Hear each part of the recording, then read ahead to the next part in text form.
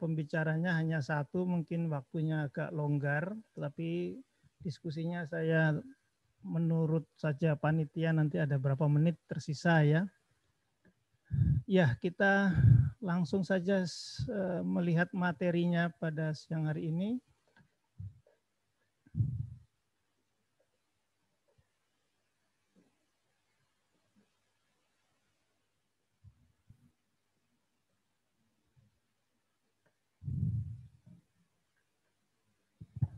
Ya, kalau mendengar dexmedetomidin ini pasti teman sejawat semua sudah tidak asing lagi karena sudah cukup lama obat ini beredar. Penggunaannya banyak ya.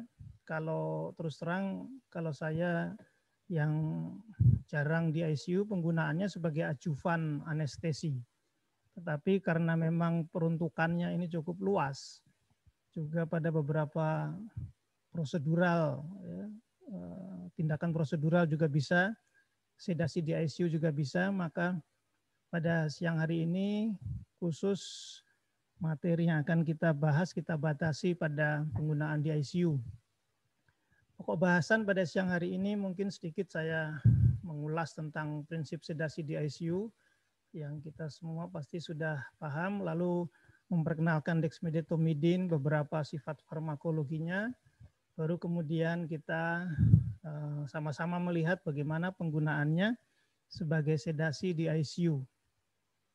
Kalau kita melihat ruang ICU, tentunya di sini sangat kompleks ya, tempat perawatan dengan level yang tertinggi, banyak tindakan-tindakan invasif di situ dan juga kondisi pasien yang perlu pengawasan ketat karena rata-rata adalah pasien kritis dengan alat-alat bantu yang banyak.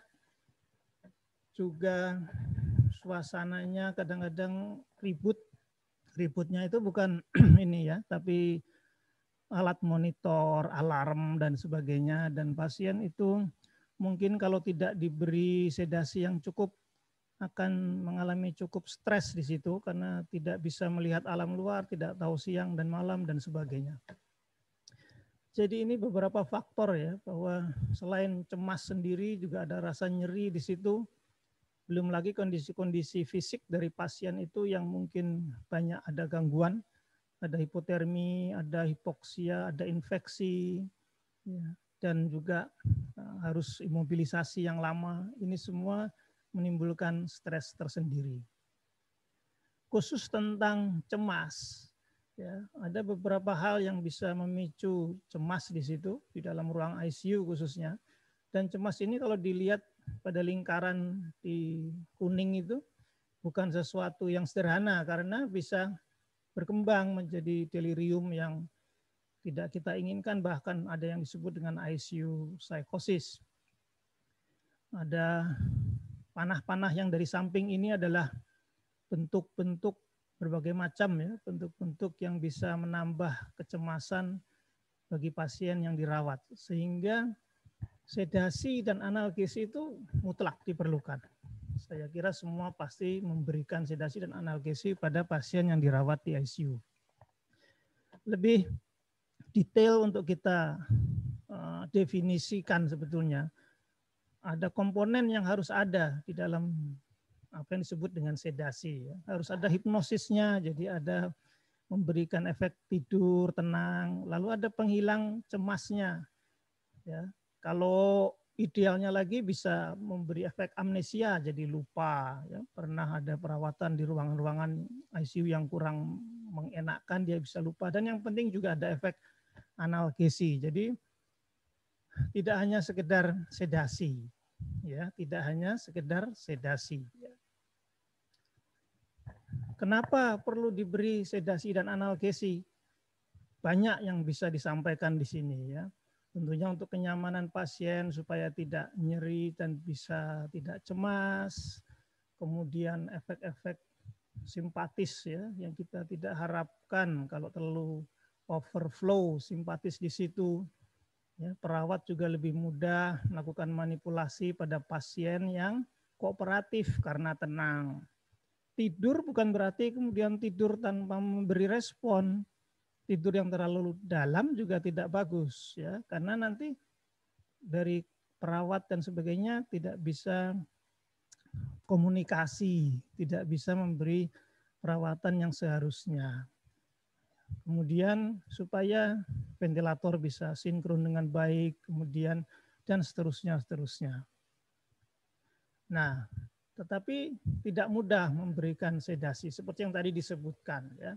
Memberi sedasi tetapi pasien itu perlu juga bekerja sama pada waktu diberi perawatan, perlu tidak mengganggu untuk monitor dan sebagainya waktu saat kita melakukan monitoring pasien. Jadi jangan berlebihan tetapi juga jangan kurang. Ini dua tabel ini yang menerangkan kalau under sedation gitu ya kurang ya. Pasiennya gelisah, menarik selang infus, bisa menarik, mencabut ET dan sebagainya, bahkan bisa sampai cedera, tambah nyeri dan sebagainya. Nanti konsumsi oksigen meningkat. Ya. Sebaliknya juga kalau berlebihan sedasi sampai dengan membuat pasien itu begitu apatis ya, bisa sampai depresi napas, kita sulit memperpanjang penggunaan ventilator ya. Ya. Ini yang paling penting, akan memperpanjang rawat ICU dan seterusnya kalau over sedation. Masalah ini kalau mau dilihat besarnya masalah seberapa, ini beberapa laporan ya, bahwa agitasi karena sedasi yang kurang baik itu sampai 70%. Ya. Jadi cukup besar kalau besaran masalahnya. Ya. Kemudian 50% dari pasien di ICU itu yang bisa memberi efek amnesia, yang lain mungkin di bawah stres yang besar gitu ya. Nah, ini semua berhubungan dengan tadi yang sudah disebut ya. Bisa mencabut ET, mencabut selang infus, gelisah dan sebagainya, dan ini tidak kita harapkan pada pasien-pasien yang dirawat di ICU. Jadi yang penting di sini adalah kita berhadapan dengan masalah yang tidak kecil untuk hanya sekedar sedasi saja. Untuk supaya tepat pemberian sedasi itu kita harus punya ukuran ya. Kenapa tidak boleh lebih dan kurang?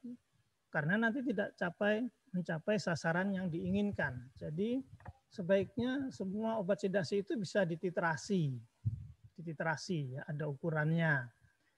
Kemudian bisa diberikan secara terus-menerus, secara kontinu ya. Nah, dan yang penting ini kalau dengan terukur, dengan skala sedasi yang terukur, maka akan lebih ekonomis penggunaan obatnya. Tidak boros dan sebagainya.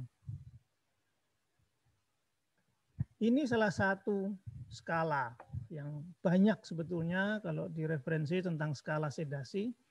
Tapi Ramsay ini saya ambil yang kira-kira ya paling umum digunakan, ada 1 sampai 6. Angka 1 itu pasien paling gelisah, ya, tidak tenang. Kalau angka 5 sudah responnya slow sekali, ya, hampir tidak ada respon. Kita mengharapkan itu sekitar di angka 3 ya. 2 tapi lebih ke 3. Kooperatif tetapi tenang, ya. Tenang tetapi masih respon terhadap perintah. Jadi itu sekitar 2 dan 3 kalau kita menggunakan Ramsay. Sekarang kita berbicara secara teoritis ya.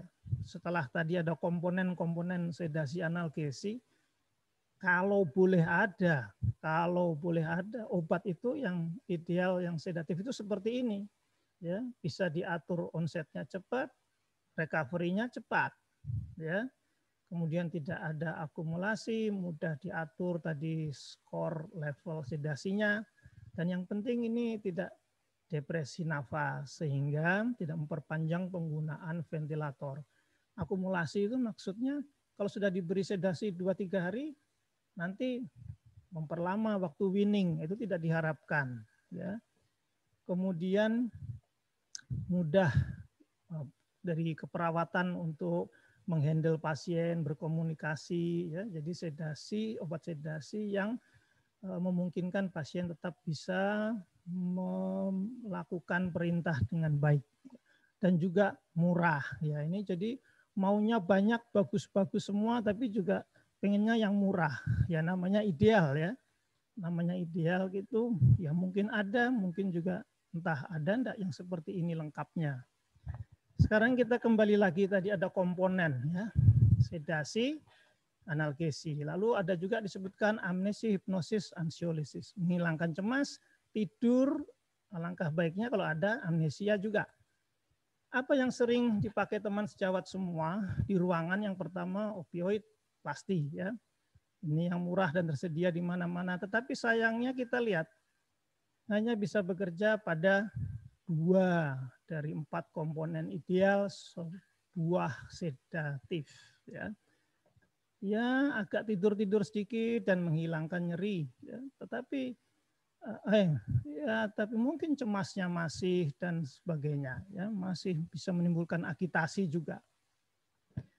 Yang lain apa yang sering digunakan? Golongan-golongan benzodiazepin masuk di sini, midazolam. Bisa amnesia, oke, tidur, menghilangkan cemas, ya ada. Tapi sayangnya tidak mempunyai analgesi sama sekali. Ya. Kalau dinaikkan dosisnya supaya lebih tidur, supaya menghilangkan analgesi, maka oversedasi yang terjadi. Ya. Kita juga punya propofol. Beberapa rumah sakit menggunakan ini sama. Dari 4 komponen ideal atau mendekati ideal itu, dia tidak punya efek analgesi, ya, dan hanya bisa membuat tenang atau tidur. Nah, sekarang kalau kita bicara dexmedetomidine yang secara farmakologis itu adalah agonis reseptor alfa 2.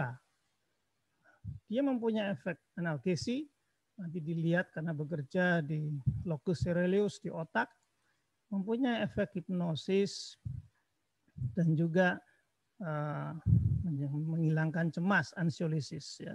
Kalau amnesia, terus terang saya juga belum banyak baca jurnalnya, tetapi efek dari hipnosisnya ini, kalau boleh saya ceritakan sedikit yang lain, sering kita gunakan di luar ICU itu adalah pada awake craniotomy. Jadi craniotomy yang pasiennya sadar, maka akan tidur dengan baik, tidak terlalu dalam tidurnya, efek analgesinya cukup.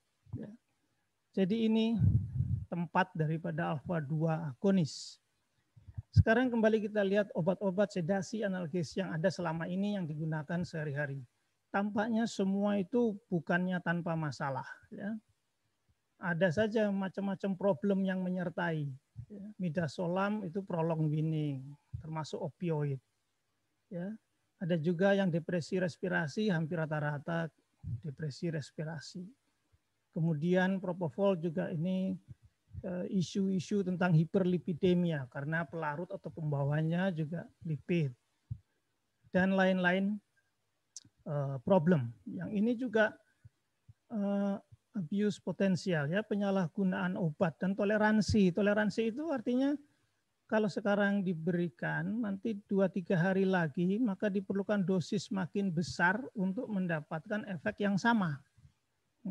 Nah ini lama-lama akan menyulitkan karena sulit dari weaning ventilator dan akan memperpanjang lama rawat inap di ICU. Dexmedetomidine sekarang kita bahas sedikit, yang ini basicnya ya, tadi sudah disebutkan, sangat selektif pada alfa-2 adrenoseptor. Kalau yang clonidine itu saudaranya dexmedetomidine, tapi dia tidak spesifik di alfa-2 tapi juga ada di alfa-1. Mempunyai efek sedatif, analgesi, dan memperkuat kerja opioid, jadi namanya sparing effect itu kalau diberi bersama-sama maka keduanya bisa saling menurunkan dosis masing-masing.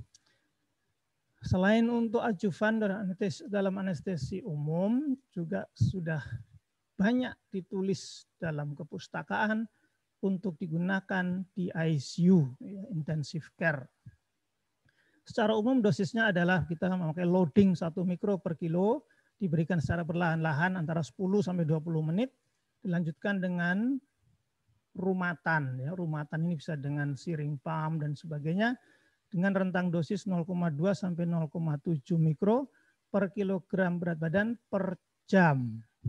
Jadi lebih memudahkan dalam penghitungan kalau sharing pump itu ya, kan itu per jam, itu defaultnya.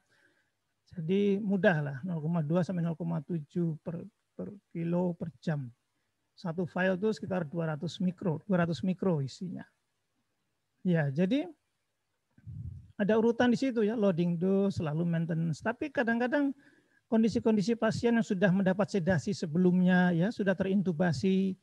Kalau intubasi, pastikan kita sudah melakukan manajemen sedasi, sudah diberikan mendahului, sehingga mungkin tidak perlu pakai loading, ya, bisa langsung pada dosis rumatan yang 0,2 sampai 0,7. Nah, ini sifat-sifat farmakologinya sangat selektif di alfa-2 adrenoseptor, berikatan dengan protein, lebih spesifik daripada klonidin, 8 kali lebih spesifik, mempunyai beberapa reseptor di organ tubuh manusia, termasuk di pankreas, otot polos. Ya. Kemudian onsetnya cepat, 5-10 menit, lalu durasinya sekitar 60 menit, di metabolisme di hepar, eliminasi ekskresi melalui urin paling banyak, ya 95% lewat urin. Ini bagian tempat kerja dari sistem saraf. Inilah locus coeruleus yang saya beri bundar merah itu, di mana di situ dexmedetomidin mengatur sympathetic flow dan juga lebih lanjut lagi akan mengatur aksis hipotalamus pituitary adrenal. Ya. Teman-teman pasti tahu bagaimana HPA aksis itu sangat berperan pada skala stres, kecemasan, dan sistem-sistem neuroendokrin yang berhubungan dengan stres. Yang sebelah kanan ini gambar beberapa organ yang dipengaruhi oleh dexmedetomidin dari pusatnya yang di locus coeruleus. Ya, sekarang spesifik penggunaan pada sedasi di ICU, bahwa ciri khasnya itu mudah dibangunkan, ya. Walaupun bisa mencapai skala tidur yang cukup, tetapi kalau pasien itu kita bangunkan mudah, sehingga komunikasi lebih mudah. Dan bisa terus diberikan tanpa khawatir nanti akan terjadi akumulasi, sehingga tidak mengganggu proses weaning dari ventilasi mekanik. Nah, karena tadi sudah disebutkan ada efek saling menguatkan itu ya, saling menguatkan dengan opioid, maka beberapa penelitian membuktikan bahwa kebutuhan opioid itu turun sampai lebih dari 50% karena ada sparing effect dengan opioid. Kembali lagi ini dosis, ya kalau yang bawah itu yang prosedural sedation ya, misalnya mau bronkoskopi atau endoskopi saluran cerna dan manipulasi yang lain. Tapi yang atas tadi sudah kita sebutkan ya, 1 mikro per kilo dalam 10 atau 20 menit disusul dengan dosis rumatan 0,2 sampai dengan 0,7. Dan kalau di ICU ada catatan di sini bahwa kita harus sering-sering menilai titrasinya ya. Kira-kira 30 menit sekali itu mungkin kita perlu mengatur kedalaman skala sedasinya sehingga obatnya juga tidak boros, jadi sesuai dengan kebutuhan level sedasinya. Ini beberapa hal yang spesifik.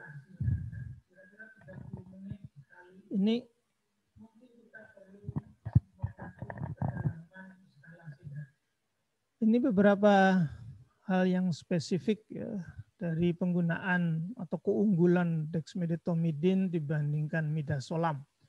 Dalam hal ini pencegahan kejadian delirium. Ya, delirium pada pasien di ICU yang diintubasi, maka dari hari ke hari kejadian delirium itu sangat menurun. Yang hitam itu yang pakai dexmedetomidin, yang midazolam itu yang abu-abu atau putih ya. Jadi secara pelaporan prevalensi delirium itu sampai lebih dari 20% menurun. Jadi lebih efektif mencegah delirium di ICU. Satu isu yang banyak dibahas adalah dexmedetomidine itu hanya boleh 24 jam. Memang betul dalam beberapa tulisan awal demikian. Tetapi berbarengan dengan itu banyak praktek-praktek klinik yang sudah menggunakan dexmedetomidine lebih dari 24 jam. Dan dibuat laporan-laporannya apa yang terjadi atau efek apa yang tidak diinginkan pada penggunaan jangka lama.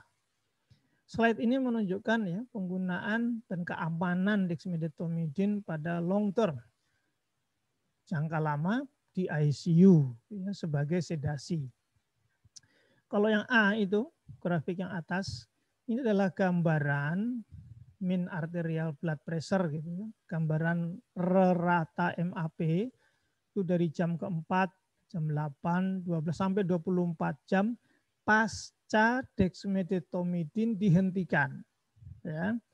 Jadi artinya gambar ini adalah yang A itu kita lihat yang bawah tulisannya penggunaan dexmedetomidine 2 hari. Kemudian kita lihat bagaimana blood MAP itu dalam 24 jam. Garisnya itu tidak ada gejolak-gejolak yang bermakna dalam pengamatan 24 jam. Begitu juga yang B.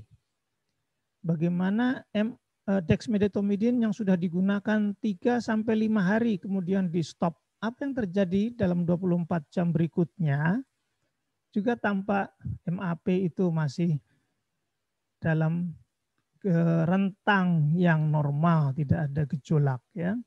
C itu bahkan sudah dexmedetomidine yang 5 hari. Jadi tidak ada rebound, tidak ada efek pegas dari dexmedetomidine setelah 5 hari. Pengamatan dalam 24 jam ternyata masih stabil hemodinamiknya. Isu yang berikutnya ya ini, ada rebound hipertensi. Jadi kalau sudah diberi dexmedetomidine dihentikan maka akan terjadi lonjakan. Ya. Beberapa laporan dan penjelasan mengatakan bahwa rebound hipertensi itu masih ada kejadiannya, tetapi khususnya pada pasien yang mempunyai riwayat sakit hipertensi.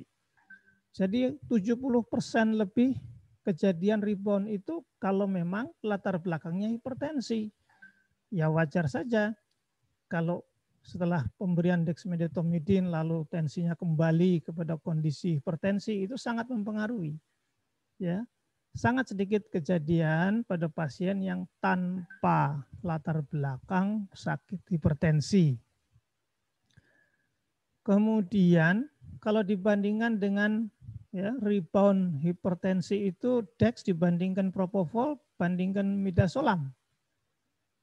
Ya, kelompok propofol, kelompok midazolam ternyata tidak ada perbedaan bermakna kejadian rebound. Yang diberi propofol pun kalau di stop ada sedikit kenaikan tekanan darah. Ya, yang diberikan midazolam pun kalau sudah saatnya di stop dilaporkan ada juga reboundnya. Jadi tidak berbeda. Jadi bukan rebound dex itu lebih besar itu tidak. Ya. Nah ternyata dikaji dan dianalisa bahwa rebound itu sangat tergantung bagaimana kita menghentikan pemberian dexmedetomidine. Kalau diskontinuasinya, ya, mulai mengurangi dosis sampai berhentinya dosis itu hanya sekitar 4 jam, maka rebound itu akan lebih terasa timbul gitu ya. Sehingga dianjurkan kalau kelompok-kelompok pasien itu mau dilakukan penghentian dari kadar dosis puncaknya, maka lakukanlah paling tidak di sini adalah dalam 17 jam rentang waktu, maka tidak akan terjadi rebound hipertensi. Nah, ini juga isu yang banyak dibicarakan. Nanti ada withdrawal. Apa itu withdrawal? Secara teoritis memang disebutkan ya, withdrawal symptom itu kebanyakan adalah delirium, tadi hipertensi sudah disebut, dan kecemasan. Nah, di sini jadi penelitian ini, si peneliti ini melakukan survei dengan menyebar kuesioner ke berbagai ICU gitu ya. Lalu ditanyakanlah dalam survei itu, pasien Anda beri dexmedetomidine, lalu apa yang Anda temui? Berapa dexmedetomidine yang Anda berikan? Berapa hari Anda berikan? Ya. Jadi inilah yang dilaporkan dari berbagai kuesioner yang disebarkan ke berbagai ICU. Ya, 64% itu ada withdrawal. Ya. Kebanyakan withdrawal itu ada delirium, hipertensi, dan cemas. Dianalisa semua kuesioner dan data yang masuk dari berbagai ICU, ternyata kalau waktu ya, ada rata-rata mereka menggunakan 9 hari ya, penggunaan dexmedetomidine. Nah, angka terjadi delirium itu sangat berhubungan dengan dosis. Ya. Ditemukan bahwa yang paling sering delirium pada penggunaan yang lebih dari 0,8 mikro per kilo per jam. Tadi di depan disebutkan rentangnya antara 0,2 sampai 0,7, tapi biasanya 0,4 itu sehari-hari sudah cukup. Nah, jadi withdrawal yang berupa delirium, hipertensi, dan cemas ini bukan karena lamanya. Rata-rata terjadi bukan karena lamanya, ya, tetapi karena dosis yang digunakan relatif lebih tinggi, baik itu median dose maupun kumulatif dose hariannya. Jadi dua hal ini yang mempengaruhi withdrawal. Kalau kita bisa hindari itu, ya mudah-mudahan tidak ada gejala withdrawal. Sekarang dari segi ekonomis, evaluasi penggunaan DEX. Sekarang DEX ini sudah masuk Fornas, ya, resmi digunakan di BPJS dan harganya sudah tidak seperti dulu lagi. Ternyata masih bersaing ya, bahwa DEX itu lebih hemat pada penggunaan level sedasi moderate dan ringan dan lebih dari 24 jam. Jadi untuk penggunaan sedasi moderate dan ringan lebih dari 24 jam, ICU lebih hemat daripada sedatif-sedatif standar yang ada. Ya. Kenapa? Karena ini sangat erat dengan kemampuan penggunaan DEX itu berefek pada makin cepat waktu untuk ekstubasi. Jadi weaning dari ventilator makin cepat, ekstubasi dilakukan bisa lebih efisien, lama rawat ICU yaitu ICU cost efisiensi itu bisa tercapai karena tempat tidur di ICU lebih cepat bisa kosong bertukar dengan pasien lain lebih cepat. Ini yang membuat lebih ekonomis. Ini lebih detail lagi kalau dilihat dari harga, ini satuannya euro ya. Kalau Midex itu midazolam banding dexmedetomidine. Kalau Prodex itu propofol dibanding dexmedetomidine. Ini kita lihat yang median itu lebih hemat 3.500 euro. Ya. Kalau dengan kelompok propofol maka akan ada perbedaan biaya negatif gitu ya, lebih hemat sampai 1.200 euro. Bagian akhir dari pembicaraan saya siang ini, saya akan menyampaikan satu studi yang mudah-mudahan ini derajat level kepercayaannya cukup tinggi, yaitu suatu systematic review tentang dexmedetomidine atau alpha-2 agonis digunakan sebagai sedasi pada mechanical ventilator di intensive care unit. Ya. Dibandingkan di situ dengan propofol dan benzodiazepin, jadi penulis ini menganalisa 18 RCT yang meliputi pasien hampir 2.500 pasien. Ya. Jadi kalau systematic review ini percayaannya saya pikir ya bisa dipertanggungjawabkan. Ada banyak sekali ini halamannya, laporannya mungkin 60 halaman kalau Ada boleh dilihat bisa di-download ya. Tapi saya ambil beberapa saja dari segi mortalitas. Meta-analisis mortalitas, kita lihat grafiknya sebelah kanan yang bentuknya wajik hitam itu paling bawah.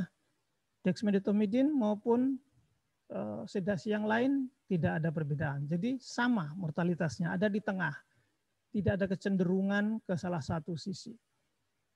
Kita sebelah kiri dilihat itu banyak yang diteliti ya, studi or subgroup itu ada Jacob, Memis, Tasdogan, banyak sekali RCT yang dianalisa. Selanjutnya kita lihat yang bawah ini meta-analisis untuk durasi penggunaan mechanical ventilator. Kita lihat kecenderungannya di situ lebih baik pada kelompok dexmedetomidine. Ini analisa dari beberapa studi. Tapi kalau slide berikutnya kita lihat juga tentang mechanical ventilasi. Ini lebih banyak jurnal yang dianalisis. Jadi semua data tersedia ya, termasuk data yang sudah ditransformasi dan sebagainya. Ini istilah statistik ya, saya juga kurang paham. Maka akan tampak di situ kecenderungan adalah pada kelompok penggunaan dexmedetomidine. Lama rawat di ICU, ini yang bawah. Keduanya grafik ini semua kecenderungannya adalah hasil systematic review-nya mengatakan lebih baik pada kelompok dexmedetomidine.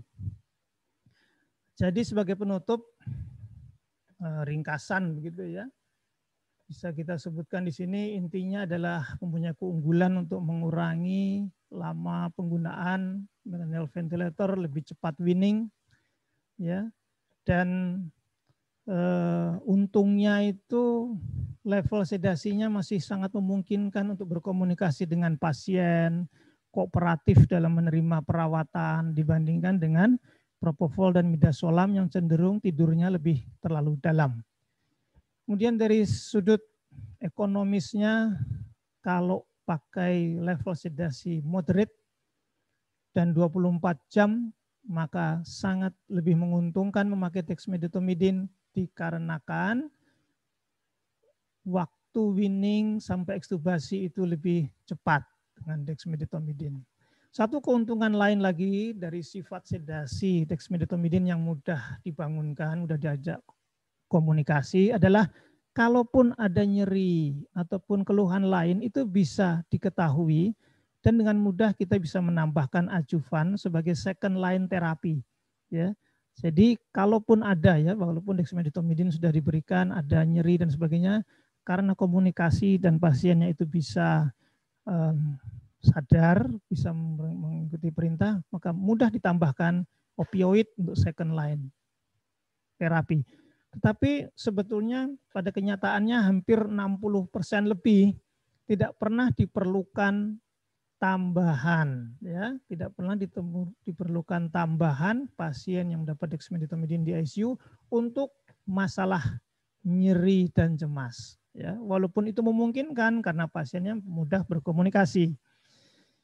Nah, summary atau ringkasan tentang midazolam ini kita ketahui ada aktif metabolitnya. Aktif metabolit itu artinya hasil metabolismenya masih aktif sebagai sedasi. Itulah sebabnya maka lebih lama recovery-nya, ya, lebih lama tidurnya. Lalu punya sifat toleransi. Kalau sudah dipakai 2-3 hari, diperlukan dosis lebih besar untuk mendapatkan efek yang sama. Nah, ini merugikan untuk penggunaan jangka panjang. Propofol pun begitu. Banyak dilaporkan risiko-risiko infeksi pada rute pemberian. Belum lagi masalah pelarut lipidnya yang akan mempengaruhi blood darah, ya, kadar kandungan lipid di dalam darah. Karena memang dia emulsi lipid. Dan propofol juga punya namanya propofol infusion syndrome yang juga merupakan kekurangan dari penggunaan propofol. Jadi dexmedetomidine untuk jangka lama ini bisa memberikan sedasi yang cukup baik untuk kasus-kasus ICU yang surgical maupun kasus ICU yang medical. Ya. Nah, seperti tadi sudah disebutkan, untuk mengurangi efek samping kita harus melakukan dengan pelan-pelan loadingnya atau kalau sudah ada sedasi sebelumnya kita bisa menghilangkan, jadi tidak perlu memakai loading atau bolus, cukup dengan maintenance rumatan saja. Dan sudah disebutkan beberapa laporan tentang hipertensi withdrawal symptom rebound itu ternyata tidak menimbulkan masalah asalkan dosis yang digunakan sesuai dosis klinis dan dengan mengurangi bolus atau loading kalau perlu. Terima kasih atas perhatiannya. Assalamualaikum warahmatullahi wabarakatuh.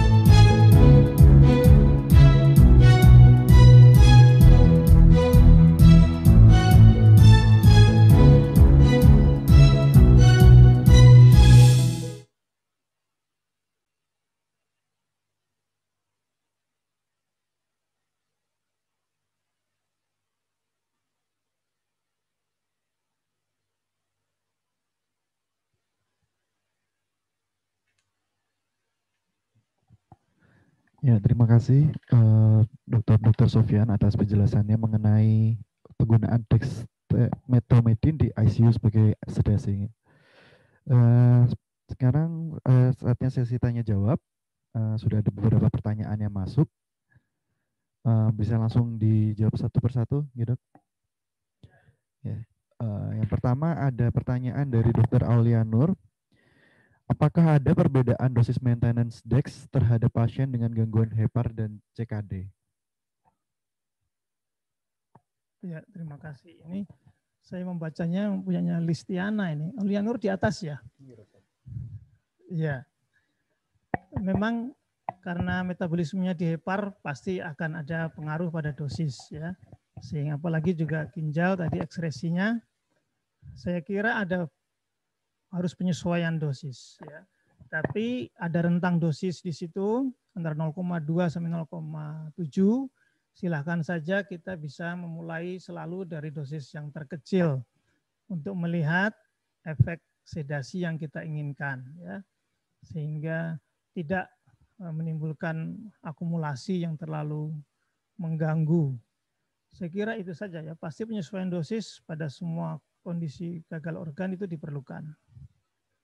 Yang ini ya, Listiana ya, bradikardi ya. Boleh saya jawab langsung ya? Ya.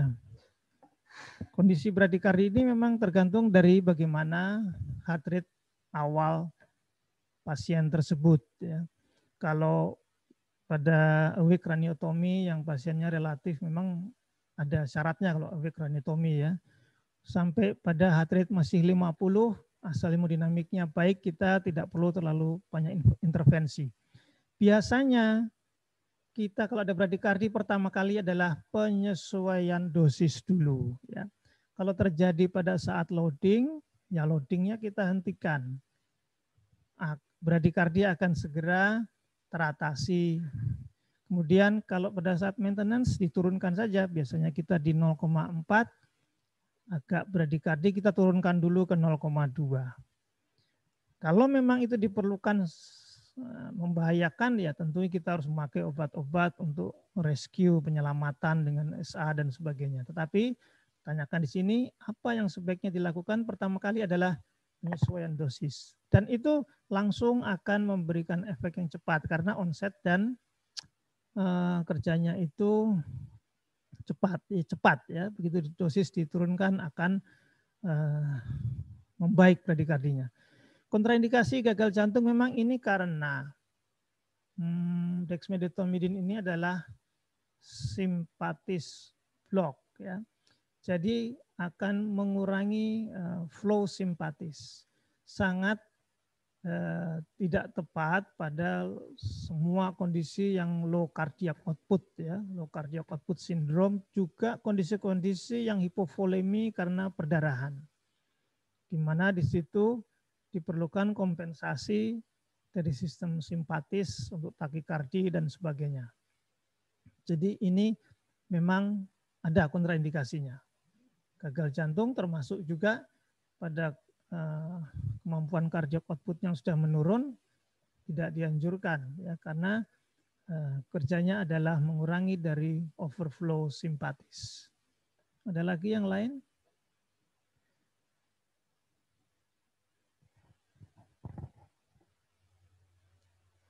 Oh ini ada ya, saya baca langsung boleh ya? Dengan agent sedasi yang biasa kita pakai seperti midazolam, morfin, bagaimana kelebihannya termasuk segi biaya?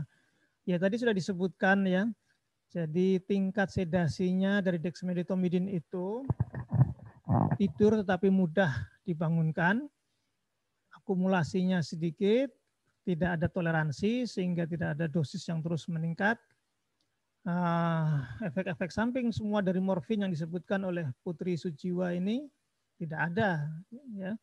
Dia analgesi secara sentral tapi tidak ada efek-efek yang buruk dari opiat. Itulah kelebihannya. Kemudian segi biaya tadi sudah disebutkan, walaupun belum pernah kita uji secara langsung di Indonesia, tapi laporan dari jurnal yang di luar negeri mengatakan lebih efisien dari midazolam dan propofol karena length of stay, ya, kemampuan winning ventilator lebih cepat, dan mungkin juga efek-efek samping opiat itu tidak ada sehingga tidak perlu obat-obat tambahan lain yang untuk mengatasi efek samping akibat jenis-jenis sedasi yang lain. Kemudian tadi tentang Indonesia ya, tadi di atas saya sudah baca ya, sudah masuk Fornas dan sebagainya. Ya, menguntungkan? Ya, menguntungkan. Silakan nanti dicoba atau diberi laporan dari pengalaman dari teman-teman sejawat yang lain. Saya persilahkan. Ini ada lagi Dokter Rizka ya. Pada pasien dengan ventilasi mekanik dengan sedasi dex dan akan dilakukan weaning, sebaiknya dilakukan weaning ventilator dulu atau weaning dex dulu. Weaning, ya. Silakan klinisi yang menentukan karena tiap kondisi pasien itu dihadapi langsung oleh teman-teman yang melihat kondisi pasien yang ada di ICU yang sedang menggunakan ventilator. Tetapi tadi yang penting adalah sudah disebutkan dexmedetomidin itu bisa diteruskan sambil ventilator dalam proses weaning karena tidak akan mempengaruhi atau tidur yang berkepanjangan atau tidur yang mengganggu weaning ventilator. Ada rentang dosis di situ sehingga kita bisa turunkan di mana pasien itu yang penting kan kooperatif, tidak ada keluhan dan sudah bisa diajak komunikasi. Komunikasi dalam arti ada kontak ya, walaupun kontak mata dan sebagainya. Jadi masih bisa jalan sambil di weaning ventilatornya. Bila dibandingkan opioid, efek analgesi dex setara apa? Tidak bisa dibandingkan secara langsung ya. Efek dex ini sebagai analgesi murni tidak bisa secara sendiri ya. Karena kalau pada awake craniotomy pun ini yang saya pakai contoh ya, yang saya lakukan, yang saya lihat langsung ya. Itu juga ada bersamaan dengan analgesi yang lain, walaupun itu bukan sistemik ya. Analgesi yang lokal pada saat kita melakukan craniotomy. Jadi blok di saraf perifer. Kalau setara opioid, murni dalam hal analgesi tentu lebih unggul opioid. Ya. Gitu. Tetapi jika di konteks pembicaraannya perawatan ICU, maka kita harus ketahui berapa level fast nyeri seseorang yang di ICU itu. Ya. Apakah sama dengan orang yang habis operasi ortopedi misalnya. Jadi disinilah perbandingan efek analgesi yang akan di-cover oleh dexmedetomidine pada lingkup ICU, ya. Tentu tidak sekuat atau setara opioid, ya. Kemudian Dr. Krishna Agustiani. Pasien dengan dex dosis rendah apakah saat ingin dilakukan penghentian harus dengan tapering off atau langsung di stop? Jika dengan tapering bagaimana mekanisme? Ya, tadi dengan tapering, ya. Sudah disebutkan tadi kalau dihentikan dengan cepat kita dalam waktu 4 jam, laporan mengatakan efek-efek withdrawal itu lebih menyolok. Withdrawal itu apa? Tensinya, kemudian agitasi. Nah, tapering perlahan-lahan dalam waktu tadi disebutkan 10 jam sampai 17 jam perlahan-lahan, ya. Dengan dosis diturunkan perlahan-lahan. Itu menghindari apa yang sering disebutkan dalam isu-isu dexmedetomidine adanya rebound itu. Ya, saya kira itu silakan kalau ada yang belum puas boleh bertanya lagi, ya.